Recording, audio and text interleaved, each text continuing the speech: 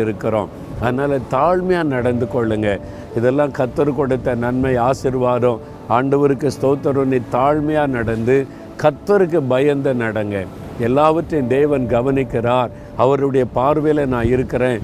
இந்த தப்பெல்லாம் பண்ணக்கூடாது, தவறான காரியம் செய்யக்கூடாது. ஆண்டவர் என்னை சிருஷ்டித்த தேவன் என்னை பார்த்து கொண்டிருக்கிறார் என்ற பயத்தோடு நீங்கள் நடந்தீங்கன்னா போதும்.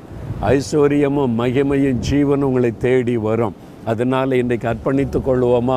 ஆண்டவரே, நான் ஒரு நாள் பெருமைக்கு இடம் கொடுக்க மாட்டேன், தாழ்மையாக நடந்து கொள்ள எனக்கு உதவி செய்யுங்கன்னு கேளுங்க.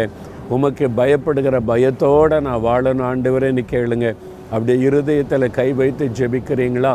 ஆண்டவரே, தகப்பனே, நீங்கள் எனக்கு ஐஸ்வர்யத்தையும் கனத்தையும் கொடுக்கிற தேவன், ஜீவனை கொடுக்கிற தேவன். ஆனால் நான் தாழ்மையாக நடக்கணும், பெருமை என் உள்ளத்தில் வந்துடவே கூடாது. காத்து கொள்ளுங்க. கர்த்தருக்கு உமக்கு பயப்படுகிற பயத்தோடு வாழ எனக்கு உதவி செய்யுங்க.